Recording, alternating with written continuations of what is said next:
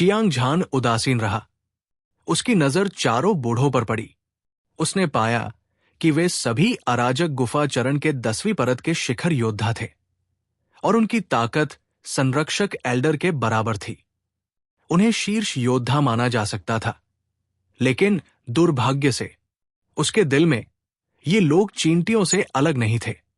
हत्या संप्रदाय के 5 सबसे मजबूत सच्चे बुजुर्ग। मैंने सुना है कि कानून प्रवर्तन एल्डर सबसे मजबूत है। मुझे आश्चर्य है कि क्या अफवाहें सच है? बाई बिंग ने मीठी मुस्कान दी। फिर वो धीरे धीरे रक्तलाल लबादे में एक बुजुर्ग की ओर चली गई। इससे पहले कि वो अपने लक्ष्य के करीब पहुंचती, उसके हाथ में एक तलवार दिखाई दे चुकी थी। ऐसा लग रहा था जैसे कि ये प्राचीन बर्फ से परिष्कृत की गई थी और ये बर्फ कानून की एक मजबूत शक्ति उत्सर्जित कर रही थी। इसने पूरी दुनिया को जमा दिया। हाथ में तलवार लेकर देवता और भूत चिंतित थे। बाई बिंग ने हल्के से लंबी तलवार लहराई और बिना किसी डर के उसने मौके पर हमला कर दिया। उस तरह की वीरतापूर्ण और वीर आभा ने लोगों के दिलों को झकझोर दिया। बुजुर्ग तकनीक प्रदान, आज तुम्हारा प्रलय का दिन है। मरने के लिए तैयार हो जाओ। बाईजू चिल्लाई और उसकी आंखों की जोड़ी जो साफ शरद ऋतु के पानी की तरह थी। बिजली की किरणें उगल रही थी। उसने सफेद कपड़े पहने एक बूढ़े आदमी के शरीर को पकड़ लिया और एक लंबी तलवार निकाल ली। उसका पूरा शरीर चमक रहा था और पारदर्शी था और वो ठंडा और ठंडा था। उसकी अद्वितीय तलवार की ऊर्जा में हिम कानून की शक्ति समाहित थी। ये एक उफनती स्वर्गीय नदी की तरह थी और ये 10,000 ली तक विशाल और शक्तिशाली थी। इसने शून्य को चकनाचूर कर दिया और इसे रोका नहीं जा सका। युद्ध राजा मुट्ठी। एक और तेज दहाड़ सुनाई दी। इस बार ये मुट्ठी राजा चियांग तियान्युन था।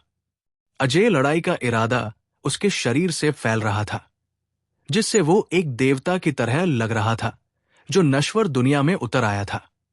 वो शक्तिशाली और राजसी लग रहा था और वो एक उग्र बैल की तरह लग रहा था, खासकर जब उसने युद्ध राजा मुट्ठी का इस्तेमाल किया। लगातार 8 चालें आसानी से और सुचारू रूप से निष्पादित की गई और एक बार में उसकी मुट्ठी का वातावरण 10,000 मील तक हवा द्वारा तुरंत निगल लिया गया। मुट्ठी के इरादे ने 9 स्वर्गों को हिला दिया और एक भयानक मुट्ठी बल काले कपड़ों में एक बूढ़े आदमी की ओर सूखे खरपतवारों को कुचलने और सड़े हुए लकड़ी को कुचलने की तरह टूट पड़ा। हत्या संप्रदाय में खून बहा है।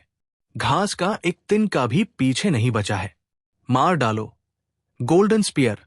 युद्ध राजा चियांग एओ ने भी हरे रंग के आखिरी बूढ़े आदमी पर अपना अंतिम हमला किया। वो भी युद्ध राजा मुट्ठी का इस्तेमाल कर रहा था। हालांकि उसके पास मुट्ठी राजा चियांग तियान्युन नहीं था, जो चाहे कर सकता था। उसके पूरे शरीर से एक भयंकर और भयंकर आभा निकल रही थी। उसकी हत्या का इरादा भयंकर था और उसकी गति ऐसी थी मानो वो सब कुछ नष्ट कर देगी। उसे कम करके नहीं आंका जा सकता था। Bai Bing, white snow, fist king Chiang Tianyun, golden spear war king Chiang Ao, उन चारों ने एक के बाद एक हमला किया। तुरंत उन्होंने कानून प्रवर्तन एल्डर के साथ लड़ाई की, जो किलिंग सेक्ट के 5 सबसे मजबूत सच्चे उत्तराधिकारी एल्डर में से एक थे। युद्ध देवता एल्डर, तकनीक प्रदान करने वाले एल्डर और सबसे बड़े खजाने वाले एल्डर ने तब तक लड़ाई की जब तक कि आसमान अंधेरा नहीं हो गया। सूरज और चांद ने अपनी चमक खो दी। बिखरते आसमान के ऊपर 5 महान लड़ाइयां चमकीले रंगों, तीव्र और क्रूर से भरी हुई थी। विनाशकारी ऊर्जा हर जगह कहर बरपा रही थी और दुनिया अस्त व्यस्त थी। हर कोई ध्यान से देख रहा था। महान युद्ध की शुरुआत से लेकर अब तक किलिंग सेक्ट के 5 सबसे शक्तिशाली सच्चे एल्डर पूरी ताकत से सामने आए थे, लेकिन चियांग झान के पास अभी भी अराजक गुफा चरण के 10वीं परत के 5 शिखर अजय विशेषज्ञ थे। एक बार हमला शुरू होने के बाद किलिंग सेक्ट तुरंत उखाड़ फेंका जाएगा। सैकड़ों हजारों सालों तक प्रथम स्वर्ग पर हावी रहने वाले इस शक्तिशाली संप्रदाय का विनाश होना तय लग रहा था।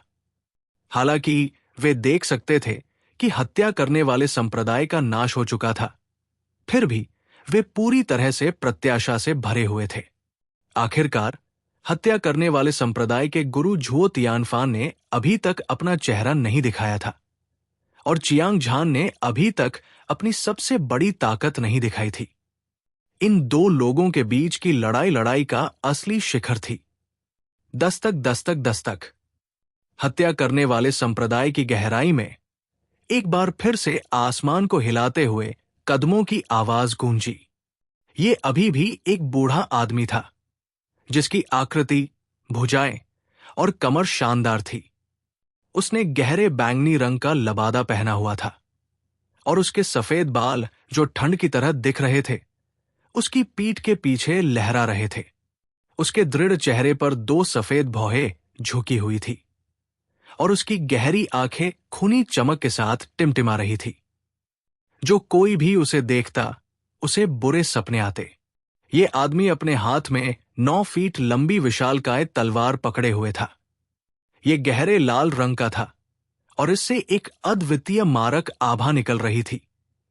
ऐसा लग रहा था मानो अद्वितीय मारक देवता लाशों के पहाड़ और खून के समुद्र से बाहर निकलकर आया हो। उसने शून्य पर कदम रखा और पार हो गया। उसके भारी और शक्तिशाली कदम ऐसे लग रहे थे मानो वे वहां मौजूद हर किसी के दिल पर चल रहे हों। ऐसा भी लग रहा था कि यह स्वर्ग और पृथ्वी के महान दांवों के साथ पूरी तरह से एकीकृत हो गया था। चाहे वे विशेषज्ञ ही क्यों न हो जो युद्ध देख रहे थे या नहीं। हांगलोंग, यह राजसी और भव्य था, स्वर्ग और पृथ्वी को हिला रहा था। चियांग झान ने अपनी भौहें ऊपर उठाई। इसमें कोई संदेह नहीं कि अचानक प्रकट हुआ बूढ़ा आदमी एक अद्वितीय विशेषज्ञ था। हालांकि बूढ़े आदमी ने जानबूझकर कोई शक्तिशाली बल नहीं छोड़ा था, लेकिन स्वर्ग और पृथ्वी को नष्ट करने वाली हत्या की मंशा ने लोगों को भयभीत कर दिया। अराजक गुफा चरण के 10वीं परत के एक अजेय शिखर विशेषज्ञ के शरीर पर एक प्राचीन आभा थी। वो संभवतः हत्या संप्रदाय का अधिपति था, एक अस्थिर राक्षतर। निश्चित रूप से हत्या संप्रदाय में बहुत सारे अद्वितीय विशेषज्ञ छिपे हुए थे। हालांकि चियांग झान हैरान था, लेकिन उसने इस पर बहुत अधिक ध्यान नहीं दिया, क्योंकि संप्रदाय में पहुंचने पर उसे पहले से ही बहुत सारे रहस्यों का पता चल चुका था। एक क्रूर बाघ की तरह जिसने शेर को देखा, जिया यू, फैंगसिन, फूतुजी और लिटिल हो सभी ने अपने युद्ध के इरादे को उजागर किया, जो स्वर्ग और पृथ्वी को हिला सकता था। धुएं की तरह वे विशाल आकाश को चीरते हुए निकल गए। 1 लाख साल हो गए हैं।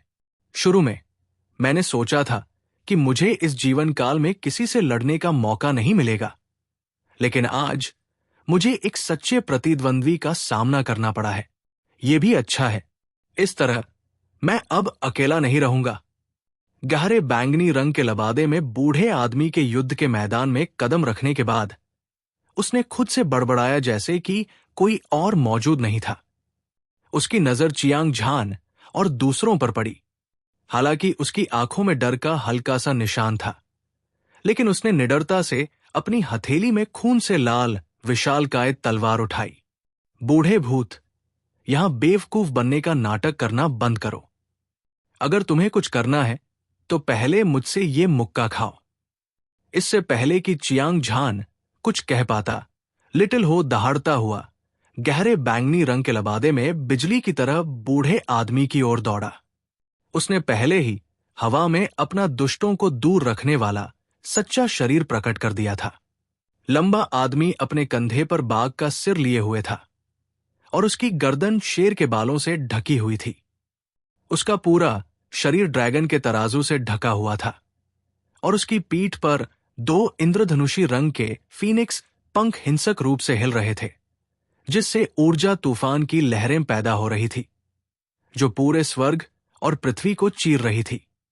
4 महान तानाशाह जानवरों में से एक के रूप में दुष्टों को दूर रखने वाला दिव्य जानवर जंगली और जंगली, जंगली और अनियंत्रित था। अपने जीवन में चियांग झान के अलावा उसने अपनी आंखों में कभी किसी और को नहीं देखा था। विशेष रूप से आज लिटिल हो जानता था कि हत्या संप्रदाय के खिलाफ युद्ध चियांग झान के जीवन से संबंधित था। वो और भी अधिक बहादुर और निडर था। उसने अपनी मुट्ठियां लहराई और आसमान से नीचे झपट्टा मारा। ये काले आसमान के खिलाफ लड़ रहे एक ड्रैगन की तरह था। एक चील आसमान में उड़ रही थी। ये भयंकर और क्रूर था और इसकी हत्या करने की मंशा चौंकाने वाली थी। दुष्ट रक्षक तानाशाह जानवर, तुम अराजक गुफा चरण की 10वीं परत के शिखर तक पहुंच गए हो। बुरा नहीं है, तुम्हें मुझसे लड़ने की योग्यता है। गहरे बैंगनी रंग के लबादे में बूढ़े आदमी ने अपना सिर उठाया और लिटिल हो को देखा।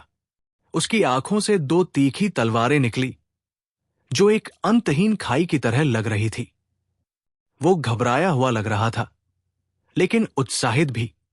उसने अपने हाथ में विशाल तलवार लहराई और चिल्लाया, दुष्ट रक्षक दिव्य जानवर, ये याद रखो, तुम दूसरे तानाशाह जानवर हो जो किलिंग सेक्ट के पिछले संरक्षक बुजुर्ग के हाथों मारे गए। रोलिंग साउंड वेव में भारी मात्रा में ऊर्जा मिली हुई थी और ये अरबों मील तक भूमि और पहाड़ों पर गूंजती रही। किलिंग सेक्ट के सभी विशेषज्ञ और शिष्य दंग रह गए। किलिंग सेक्ट का पिछला संरक्षक बुजुर्ग, गहरे बैंगनी रंग का लबादा पहने एक बूढ़ा व्यक्ति, वास्तव में 1 लाख साल पहले का एक अजेय विशेषज्ञ था। मुझे विश्वास नहीं हो रहा है कि पिछले संरक्षक बुजुर्ग अभी भी जीवित है। ये 1 लाख साल पहले का अजेय विशेषज्ञ है। पिछले संरक्षक बुजुर्ग के यहां होने पर अगर चियांग झान हत्या संप्रदाय को हिलाना चाहता है तो ये एक चट्टान पर अंडा फेंकने जैसा होगा। क्या उन्होंने नहीं कहा कि पिछले संरक्षक बुजुर्ग पहले ही स्टार प्राचीन पथ को पार कर चुके हैं और दूसरे स्वर्ग में प्रवेश कर चुके हैं? पिछले संरक्षक बुजुर्ग प्रकट हुए हैं। वो पिछले प्रवर्तक, युद्ध देवता, सर्वोच्च खजाना बुजुर्ग, क्या वे भी प्रकट होंगे? जब किसी ने गहरे बैंगनी रंग के वस्त्र में बूढ़े व्यक्ति की पहचान की तो पूरे युद्ध क्षेत्र में कोलाहल मच गया। हत्या संप्रदाय के सभी शिष्य चर्चा कर रहे थे और चिल्ला रहे थे। रोलिंग साउंड वेव ने डोंगाटियन क्यूओं को हिला दिया और पूरे युद्ध क्षेत्र में गूंज उठा।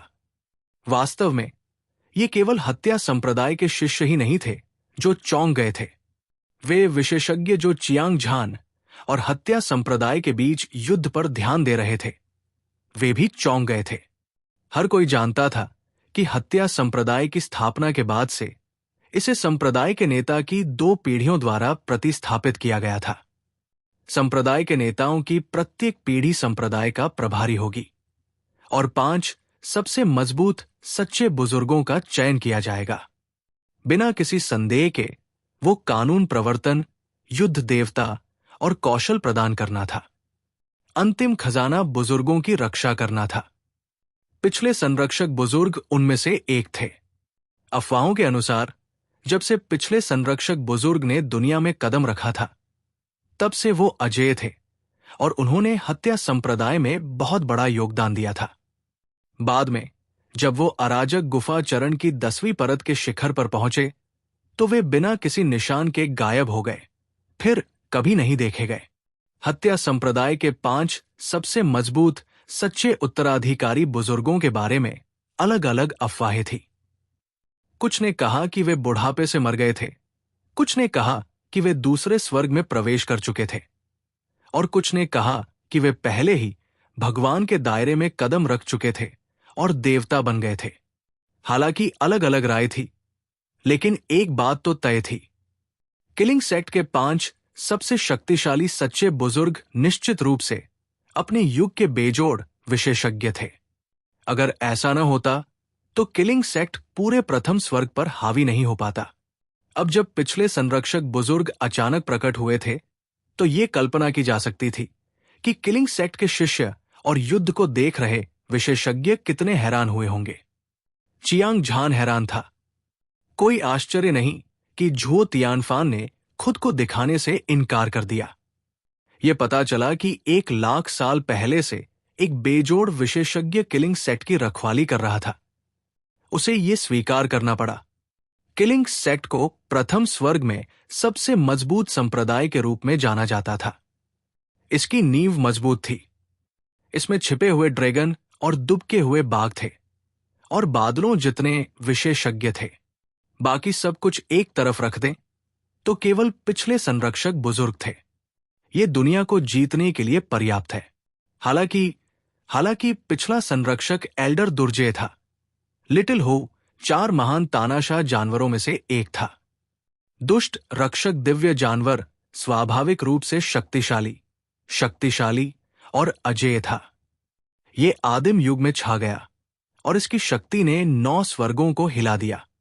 विशेष रूप से अराजक गुफा चरण की 10वीं परत के शिखर तक खेती करने के बाद इसकी ताकत एक अजेय स्तर पर पहुंच गई थी। ये पिछले संरक्षक एल्डर से भी अधिक शक्तिशाली था। लिटिल हो और पिछले संरक्षक एल्डर के बीच एक लड़ाई छिड़ गई और वे एक अटूट लड़ाई में बंद हो गए। आकाश में 100,000 साल पहले का अद्वितीय विशेषज्ञ और 100,000 साल पहले का अजेय तानाशाह जानवर एक तेज गति वाले धूमकेतु की तरह हिंसक रूप से टकरा गए। पिछले संरक्षक एल्डर ने अपने हाथ में विशाल तलवार पकड़ी और आकाश से नीचे गिरा। ऐसा लग रहा था जैसे प्राचीन पैतृक भगवान ने दुनिया बनाई थी और उनकी आभा पहाड़ों और नदियों को निगल सकती थी। उसकी क्रूर आभा अद्वितीय थी और वह अपने रास्ते में आने वाली हर चीज को नीचे देखता था।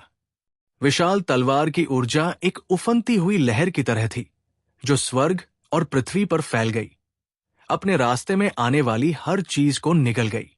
लिटिल हो ने अपनी 2 सुनहरी मुट्ठियां लहराई और स्वर्ग और पृथ्वी को छेद दिया। इसने शून्य को चकनाचूर कर दिया। वो प्राचीन प्रागैतिहासिक काल के एक राक्षस देवता की तरह था। ये एक उग्र बैल की तरह था जो दुनिया पर उतर आया था। स्वर्ग के नीचे इसकी दिव्य शक्ति अद्वितीय थी। उसकी राजसी मुट्ठी की ताकत एक ही समय में फटने वाले 1 अरब ज्वालामुखियों की तरह थी, जिसने पूरे स्वर्ग और पृथ्वी को तुरंत नष्ट कर दिया। धमाका! अद्वितीय तलवार की ऊर्जा और मुट्ठी की शक्ति आपस में टकरा गई। हवा और बादल बिखर गए और हवा ढह गई। पूरा युद्ध क्षेत्र हर जगह विस्फोट कर रहा था। पूरी दुनिया सर्वनाशकारी घटना में गिर गई थी। युद्ध को देख रहे सभी विशेषज्ञ डर गए और पसीने से लथपथ हो गए। ये बहुत भयानक था। पिछले संरक्षक बुजुर्ग ने 100,000 साल पहले दुनिया के शिखर पर पहुंचकर दुनिया को हिलाकर रख दिया था। अब वो एक बार फिर से प्रकट हुआ। उसकी ताकत अथाह थी, लेकिन दुष्ट रक्षक तानाशाह जानवर शक्तिशाली और बेजोड़ था। वो अकेला ऐसा था जो बाकी सभी से ऊपर खड़ा था। दोनों पक्ष वास्तव में बराबरी पर थे। शिखर पर इस युद्ध ने सभी की आंखें खोल दी थी। साथ ही उन्होंने बहुत सारे युद्ध अनुभव प्राप्त किए थे और बहुत सारी अंतर्दृष्टि प्राप्त की थी। पूरा दर्शक मौन था। हर कोई युद्ध को ध्यान से देख रहा था, डर रहा था कि वे किसी भी दिलचस्प दृश्य को मिस न कर दें। जो लोग हत्या संप्रदाय को अपमानित करते हैं, उन्हें स्वर्ग द्वारा दंडित किया जाएगा। Boom boom boom! आत्मा को झकझोर देने वाली गर्जनाओं की एक श्रृंखला के साथ हत्या संप्रदाय के पर्वत द्वार में एक बार फिर से 4 भयानक आभाएं प्रकट हुई। उन्होंने आकाश और पृथ्वी को हिला दिया, पूरे ब्रह्मांड को हिला दिया और सभी को चौंका दिया। सभी की आंखें केंद्रित हो गई।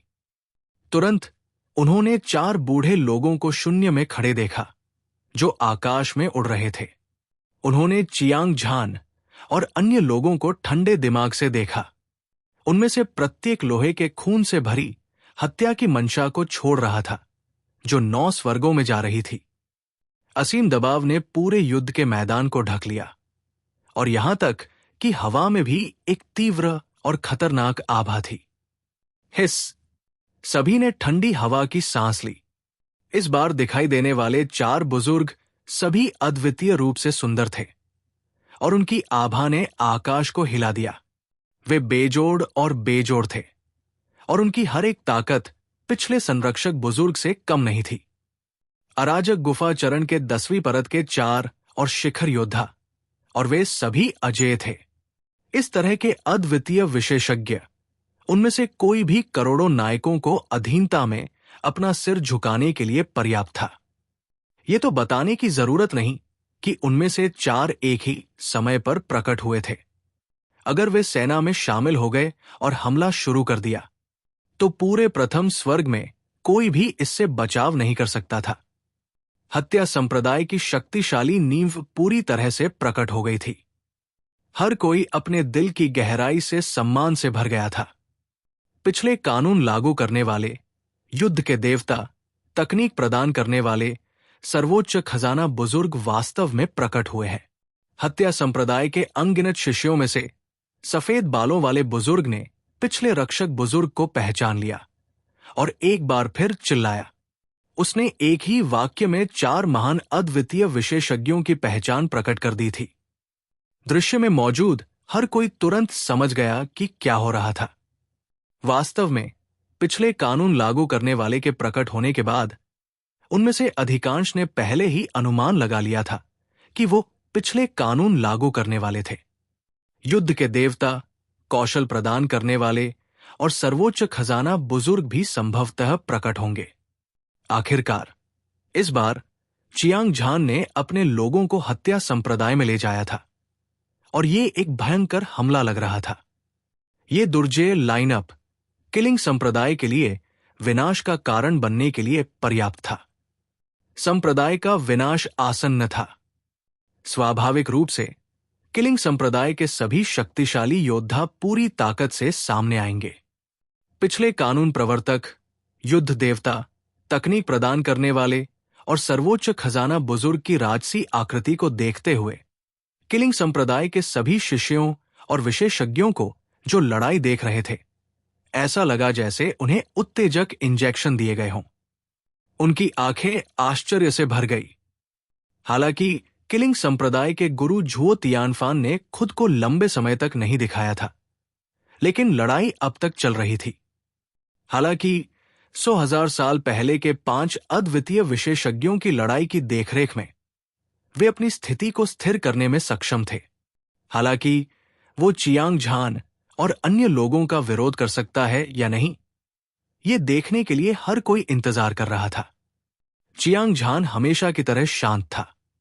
उसे लंबे समय से लग रहा था कि किलिंग सेक्ट में अराजक गुफाचरण अजेय विशेषज्ञ की 10वीं परत की 1 से अधिक चोटियां छिपी हुई है। स्वाभाविक रूप से वो इसके बारे में कोई उपद्रव नहीं करेगा। इसके अलावा जिया यू उसके बगल में थी। फैंगसिन, फू तुजी और golden flood dragon old ancestor के पास किलिंग सेक्ट के विशेषज्ञों से लड़ने की पूरी ताकत थी। पुनर्जन्म का चक्र, असंख्य बुद्ध पाम, 8 खंड स्तूप, तानाशाह जानवर सच्चा शरीर। जब चियांग झान सोच रहा था, जिया यू, फैंगसिन, फू तुजी और golden flood dragon old ancestor सभी ने शीर्ष युद्ध शक्ति को मुक्त कर दिया। उनमें से प्रत्येक ने एक अजेय आभा धारण की, क्योंकि वे पिछले कानून प्रवर्तक, युद्ध देवता, तकनीक प्रदान करने वाले बुजुर्ग और हत्या संप्रदाय के सर्वोच्च खजाने के बुजुर्ग की ओर भयंकर रूप से आगे बढ़े। अभूतपूर्व युद्ध पूरी तरह से भड़क गया था। 8 आकृतियां एक दूसरे से लड़ रही थी। उनमें से प्रत्येक बहुत शक्तिशाली, दबंग और अजेय था। होंगलोंग, होंगलोंग, एक धरती को हिला देने वाला विस्फोट जो 9 स्वर्गों की गड़गड़ाहट की तरह बहरा कर देने वाला था, और भयानक ऊर्जा एक तूफानी लहर की तरह थी जो समुद्र को बहा ले गई। इसने स्वर्ग और पृथ्वी को ढक लिया और ये एक विशाल और शक्तिशाली तरीके से उछला और उछला। ये आकाश में टकराया और उसे चकनाचूर कर दिया, जिससे जमीन ढह गई। सूरज और चांद हिल गए और आसमान में तारे एक के बाद एक फटने लगे। हर किसी के मुंह खुले हुए थे, कुछ भी कहने में असमर्थ थे। ऐसा इसलिए था क्योंकि हाल ही में हुई 4 महान लड़ाइयां और भी शानदार और तीव्र थी। चियांग झान ने लड़ाई देखने पर ध्यान केंद्रित किया। उसने जिया यू के लंबे बालों को हवा में लहराते देखा और वो बहादुर और वीर दिख रही थी। उसकी क्यूई ने आसमान को हिला दिया, उसके रास्ते में आने वाली हर चीज को बहा ले गई। ऐसा लग रहा था जैसे वो ईश्वर के दायरे से आई हो। उसने अपनी रैंक 1 दाव आर्टिफैक्ट की कीमती तलवार लहराई, आकाश और धरती को चीरते हुए, पहाड़ों और नदियों को चीरते हुए वो एक दिव्य दंड की तरह चारों ओर से गुजरी और कोई भी उसे रोक नहीं सका। जिया यू से लड़ने वाले बुजुर्ग ने अपने हाथ में कसाई का चाकू पकड़ रखा था। ब्लेड से खून टपक रहा था और उसकी हत्या करने की मंशा घनी थी। वो वध के देवता की तरह लग रहा था, जिसने सभी देवताओं और शैतानों का वध कर दिया था। हर ब्लेड से एक सर्वविजयी तीक्ष्णता निकल रही थी। दोनों अजय विशेषज्ञ आकाश से जमीन पर और जमीन से आकाश तक लड़े। तलवार की क्यू इंद्रधनुष की तरह थी और ब्लेड की रोशनी कहर बरपा रही थी। वे लगातार लड़े, लेकिन कोई विजेता या हारने वाला नहीं था। दूसरी ओर फैंग सिन की अभिव्यक्ति शांत और संयमित थी। हालांकि उसका शरीर उज्जवल और धधकती चमक के घेरे से घिरा हुआ था। ये ऐसा था जैसे धधकते सूरज आकाश में था, और ये बुद्ध के अवतरण जैसा भी था। उसके गोरे और बड़े हाथों की जोड़ी एक कोमल और विशाल शक्ति से भरी हुई थी। एक हल्की थपकी से पहाड़ और नदियां बिखर गई, आकाश और पृथ्वी फट गए और अद्वितीय दिव्य शक्ति बिना किसी संदेह के प्रकट हुई। बौद्ध दिव्य कला ये अतुलनीय रूप से गहरा और साधारण था, फिर भी इसमें ड्रैगन और बाघों को वश में करने की शक्ति थी। हालांकि चियांग झान प्राचीन राजा शहर में फैंग सिन से मिला था। उसने उसे कभी बुद्ध संप्रदाय के दिव्य कौशल का उपयोग करते नहीं देखा था।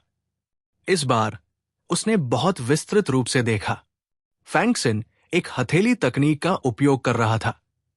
एक आकस्मिक थप्पड़ से एक हथेली 2 हथेलियों में बदल गई, 2 हथेलियां 4 हथेलियों में बदल गई।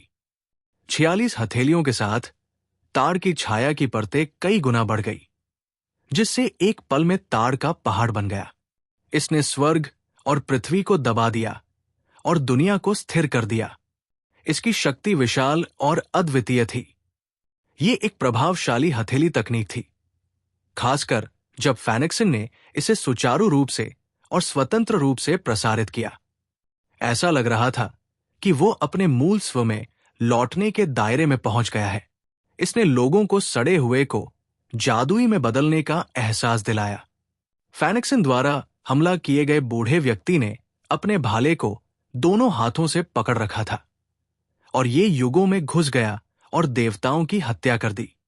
शानदार भाला प्रकाश दिव्य इंद्रधनुष के असंख्य की तरह था, जो क्षैतिज और ऊर्ध्वाधर रूप से बाहर निकलता था और ये अदम्य बल के साथ आगे बढ़ता था, जैसे कि ये मक्खन को काटने वाला एक गर्म चाकू था।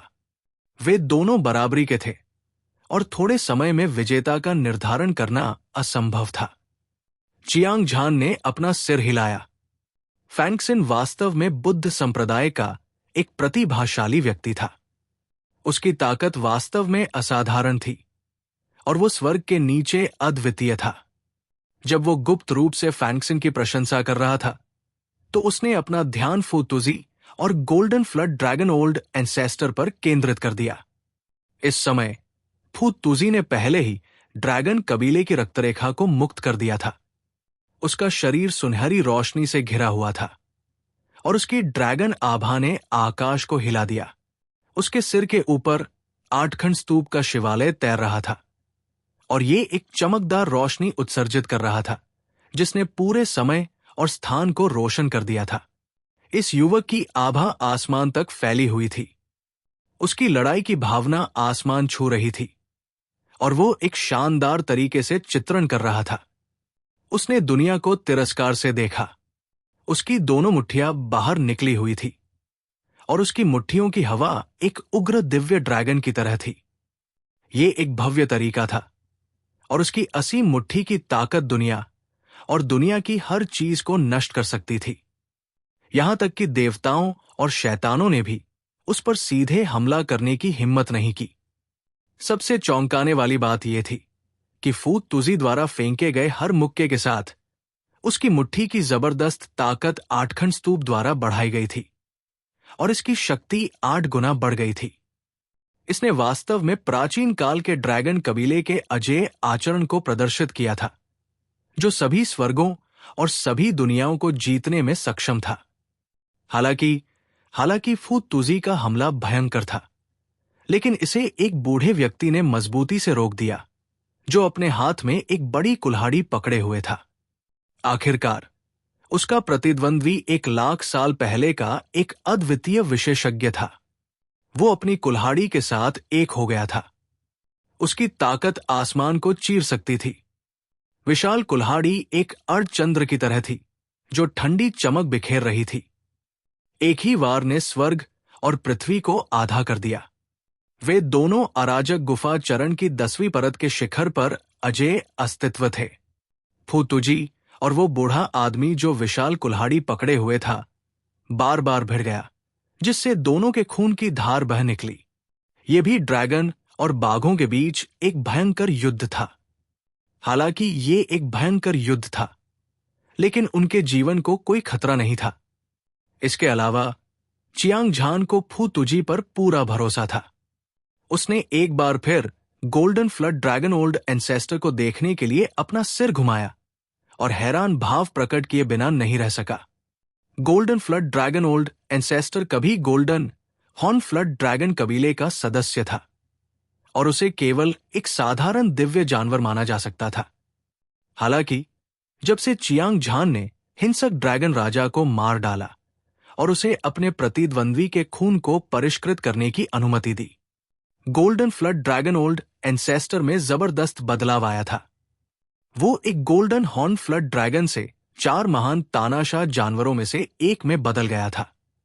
9 सिर वाला flood dragon. Golden flood dragon old ancestor की ताकत 1 दर्जन से ज्यादा गुना बढ़ गई थी और अब वो अराजक गुफा चरण की 10वीं परत के शिखर पर पहुंच गया था। लाल सुनहरे रंग का ड्रैगन शरीर लाखों मील लंबा था और उसके 9 सिर ऊंचे दिव्य पर्वतों की तरह थे। असंख्य ड्रैगन की आंखें एक भयानक रोशनी से चमक रही थी, जो सूरज और चांद से भी ज्यादा चमकीली थी। युद्ध के मैदान में असीम प्रभुत्व भर गया। Golden flood dragon old ancestor ने अपने विशाल शरीर को घुमाया।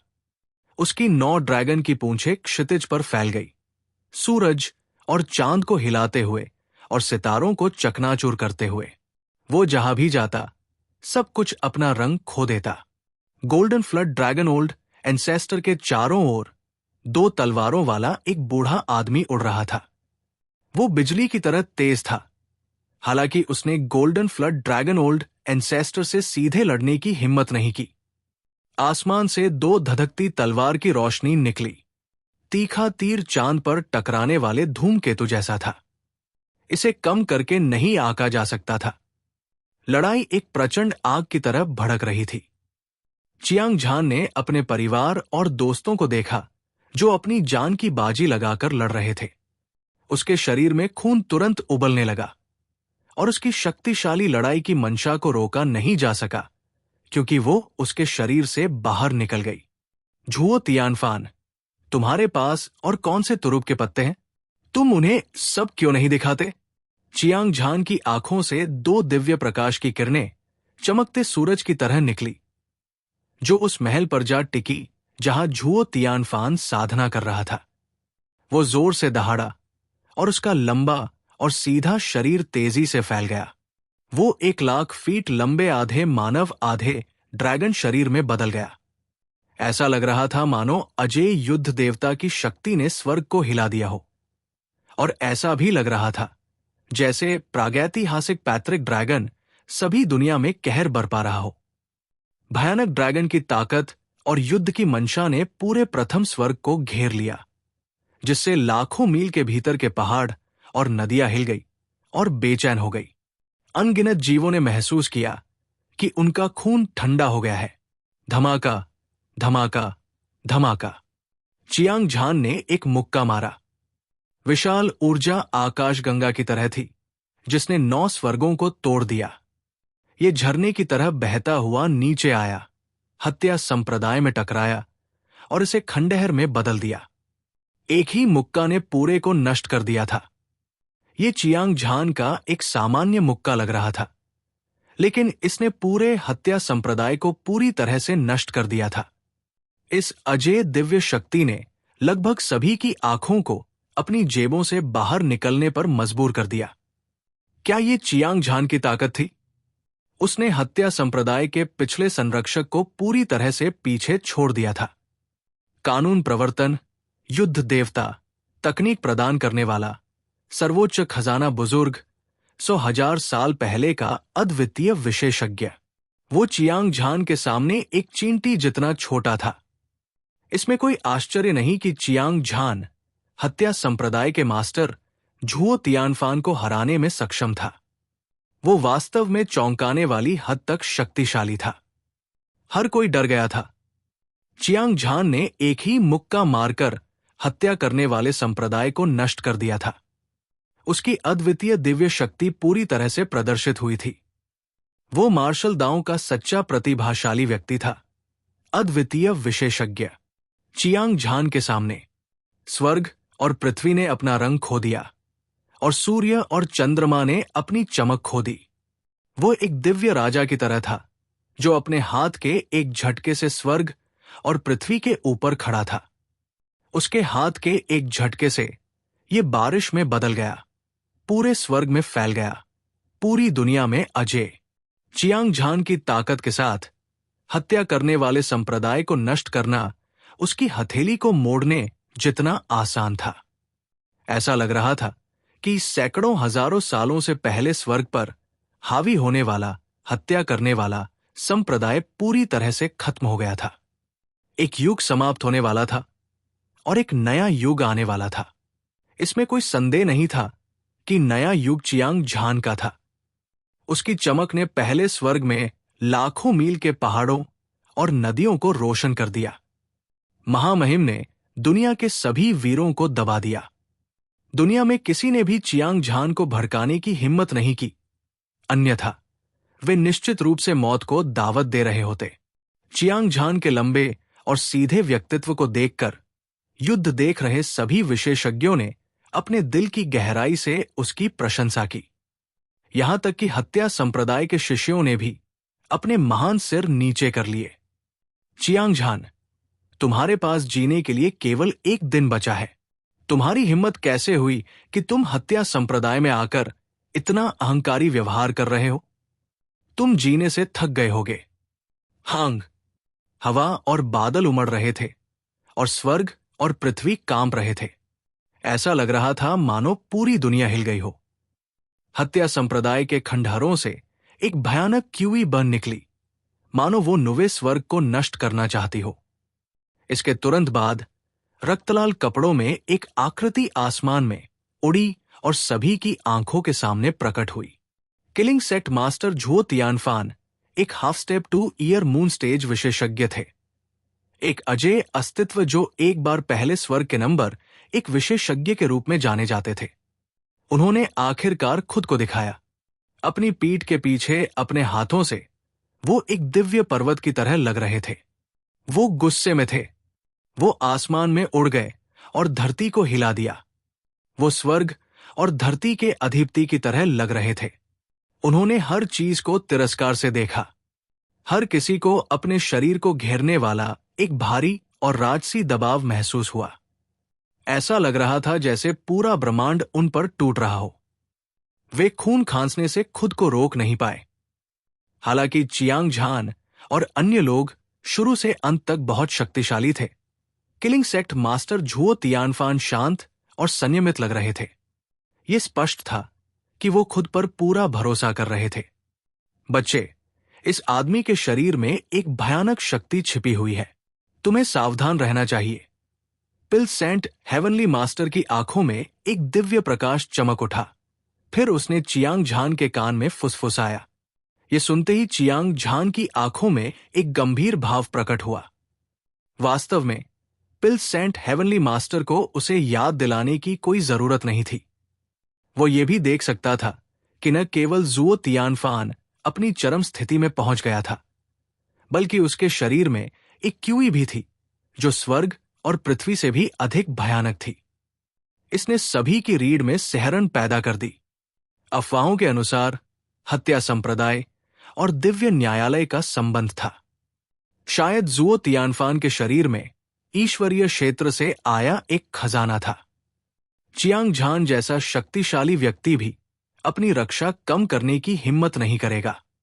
जुओ तियानफान, आओ, आज की लड़ाई तब तक खत्म नहीं होगी जब तक हम में से कोई मर न जाए। अपने डर के बावजूद चियांग झान के दिल में अजेय विश्वास कभी नहीं डगमगाया। उसने एक लंबी दहाड़ लगाई। रोलिंग साउंड वेव ने एक ऐसी शक्ति को संघनित किया जो स्वर्ग और पृथ्वी को हिला सकती थी और पूरे प्रथम स्वर्ग में फैल सकती थी। गड़गड़ाहट।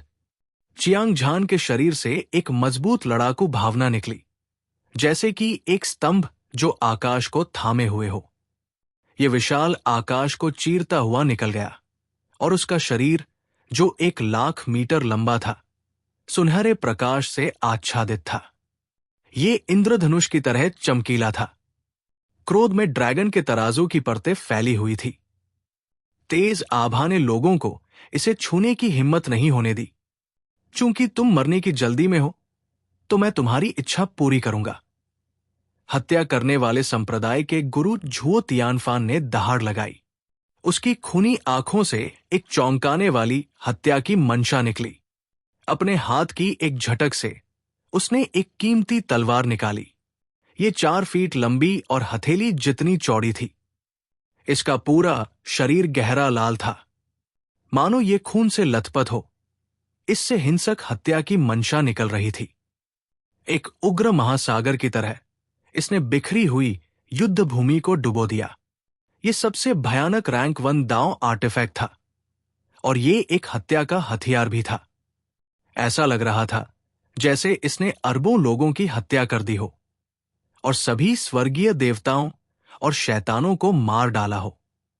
भयानक हत्या के इरादे के बीच हवा और बादल, पहाड़ और नदियां, असीम दुनिया बेजान हो गई थी। तलवार को हाथ में थामे झुओ तियानफान तलवार के साथ एक हो गया। तलवार की तीखी धार हत्या के इरादे से भरी हुई थी। घनी तलवार क्यों उसके शरीर से निकली, जिससे तलवारों की दुनिया बन गई। ऐसा लग रहा था मानो उन्होंने पौराणिक अद्वितीय तलवार भगवान को देखा हो। अनगिनत विशेषज्ञ हैरान थे। झुओ तियानफान की ताकत अकल्पनीय थी।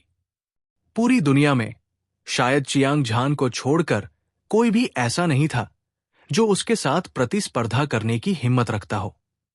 एक आधा कदम वर्ष चंद्रमा चरण विशेषज्ञ, पहले स्वर्ग का नंबर 1 विशेषज्ञ, यह पहचान लोगों को डर से कांपने के लिए पर्याप्त थी। इस दुनिया में झुओ तियानफान एक विशाल पर्वत की तरह था। वो प्रमुख शक्तियों के सभी विशेषज्ञों को दबा रहा था। कोई भी उसे हिला नहीं सकता था। ये एक अद्वितीय विशेषज्ञ था जो दुनिया पर हावी था, शिखर पर चढ़ रहा था। उसने हवा और बारिश को नियंत्रित किया, अपने रास्ते में आने वाली हर चीज को बहा ले गया।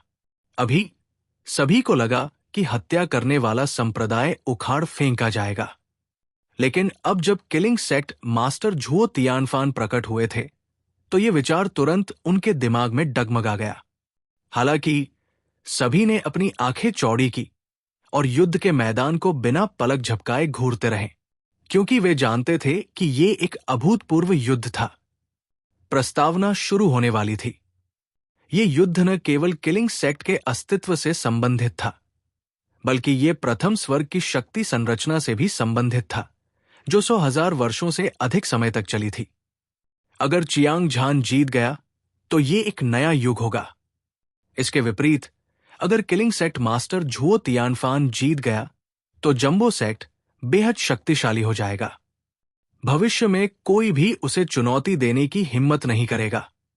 आखिरकार चियांग झान की ताकत स्वर्ग के नीचे अद्वितीय थी और ये प्रथम स्वर्ग के इतिहास में अभूतपूर्व थी। अगर वो किलिंग सेक्ट को हिला भी नहीं सका, तो दूसरों के लिए ऐसा करना और भी असंभव होगा। दिव्य युद्ध राजा। बिना किसी देरी के चियांग झान ने अपने कार्यों का उपयोग अपने अपराजित विश्वास को साबित करने के लिए किया। एक मुक्का मारने के साथ उसके मुक्के से निकली हवा एक दिव्य ड्रैगन की तरह थी, जो आकाश में उड़ रही थी, ब्रह्मांड को चीर रही थी। उसकी मुट्ठी की शक्ति नष्ट होने जैसी थी, और उसकी मुट्ठी की राजसी शक्ति सितारों की एक उफनती नदी की तरह थी। ज्वार बह रहे थे, स्वर्ग और पृथ्वी को दफना रहे थे, दुनिया को डुबो रहे थे और सभी बाधाओं को नष्ट कर रहे थे। ऊर्जा की एक विशाल मात्रा ने पूरे युद्ध के मैदान को भर दिया, स्वर्ग और पृथ्वी को चकनाचूर कर दिया।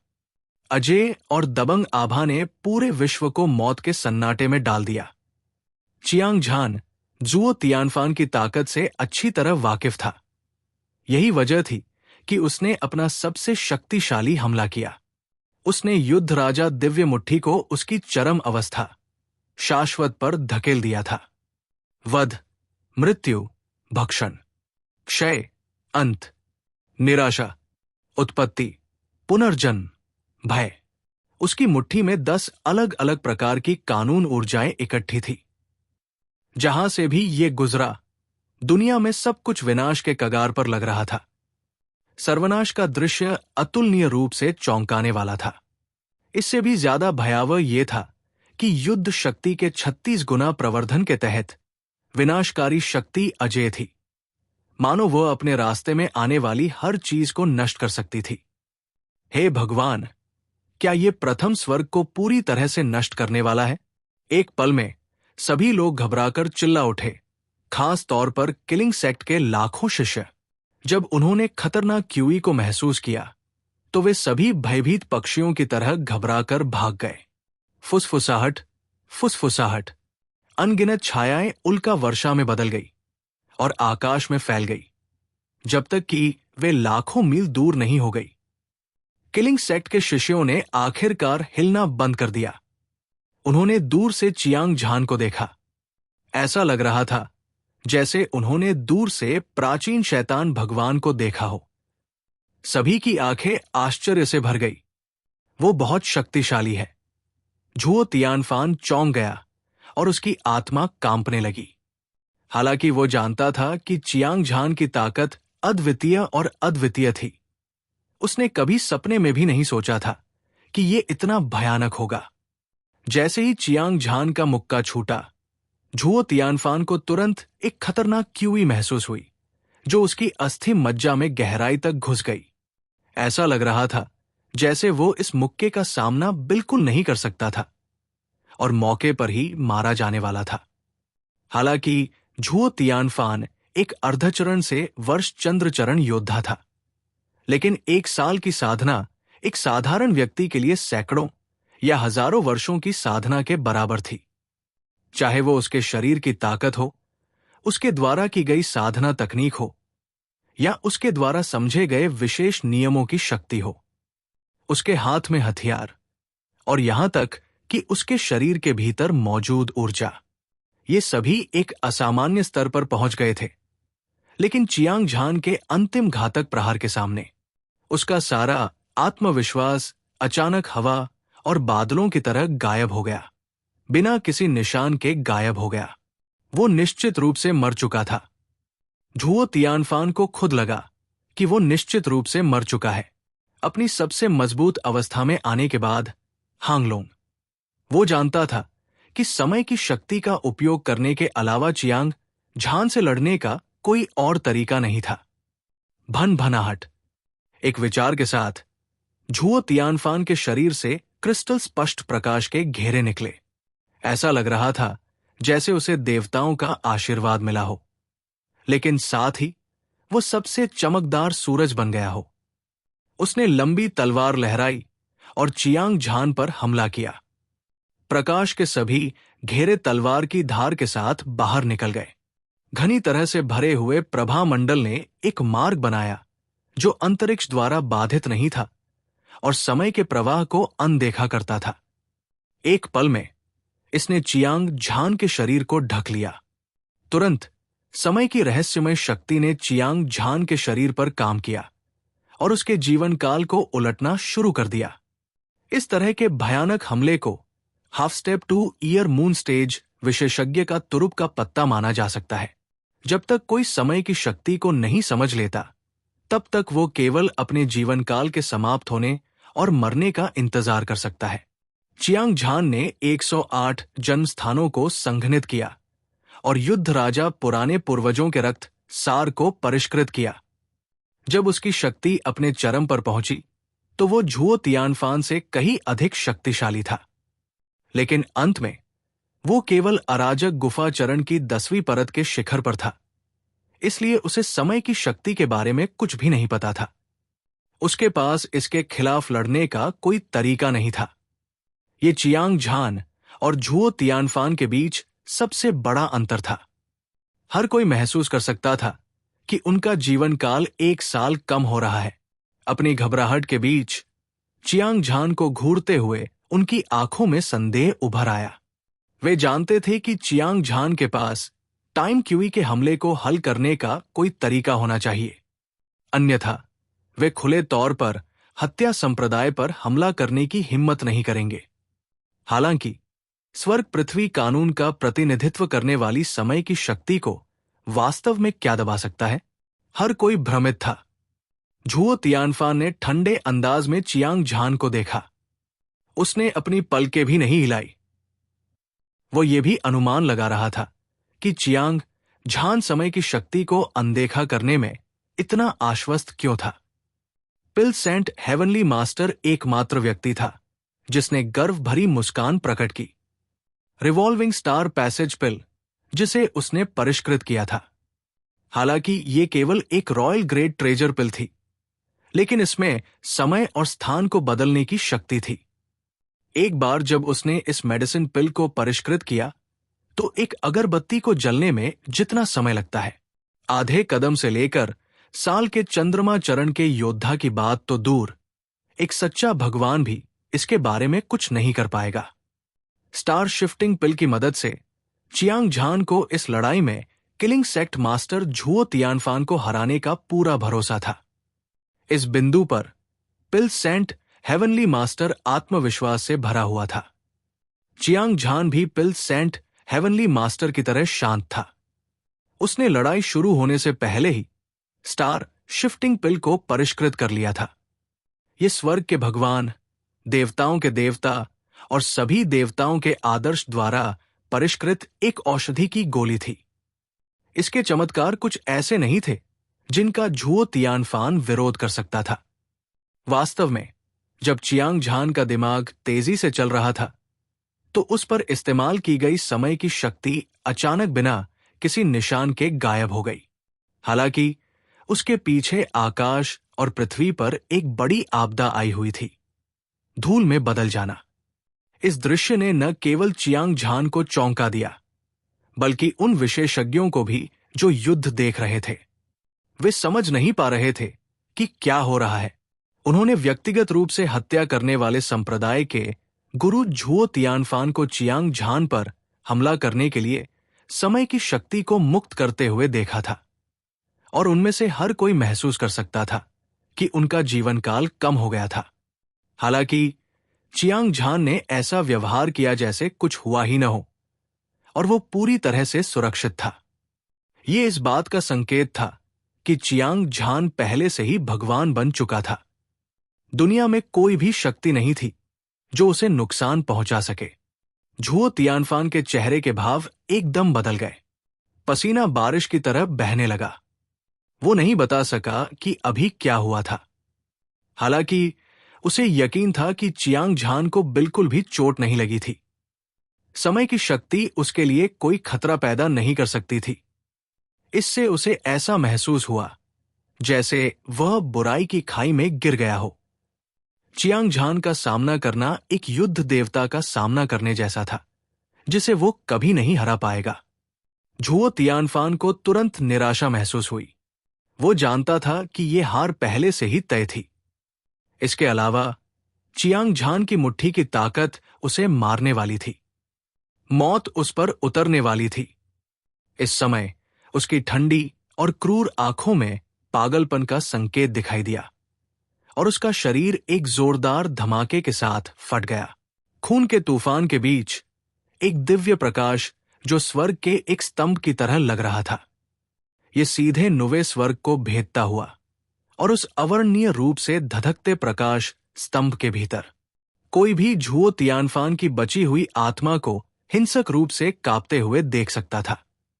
प्रकाश प्राप्त करना, पिल सेंट हेवनली मास्टर ने खुद से कहा। उसके बाद वो चियांग झान के पास गया और कहा, बच्चे, इसे भूल जाओ। जुओ तियानफान के पास ईश्वरीय क्षेत्र की एक महान आकृति से प्राप्त प्रकाश है। मैंने इसका सामना किया। खतरा, वो सीधे ईश्वरीय क्षेत्र में प्रवेश कर सकता था, लेकिन मार्गदर्शक प्रकाश केवल आत्मा की रक्षा कर सकता था। बाकी वस्तुओं को उसके जन्म स्थान में संग्रहित किया जाना चाहिए। चियांग झान को यह सुनकर एहसास हुआ, जुओ तियानफान के शरीर पर भयानक की हुई। निश्चित रूप से वो ईश्वरीय क्षेत्र से आया था। इससे यह भी साबित हुआ कि हत्या करने वाले संप्रदाय का दिव्य न्यायालय से संबंध था। ये एक निराधार अफवाह नहीं थी, लेकिन यह महत्वपूर्ण नहीं थी। जुओ तियानफान का शरीर नष्ट हो गया था।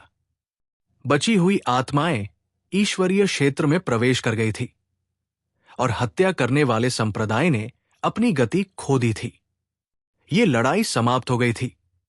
इसके अलावा चियांग झान ने पाया कि एक विशाल जन्मस्थान असीम रक्त वर्षा में गिर गया था। कहने की जरूरत नहीं है कि इसे झुओ तियानफान ने पीछे छोड़ दिया होगा। इसमें शायद अनगिनत खजाने संग्रहित थे। शायद वो स्वर्ग को चुनौती देने वाली गोली को परिष्कृत करने के लिए पर्याप्त सामग्री इकट्ठा कर सकता था। एक विचार के साथ चियांग झान ने अपने बड़े हाथ से पकड़ने का इशारा किया और आकाश से गिरने वाले जन्मस्थान को अपने पास रख लिया।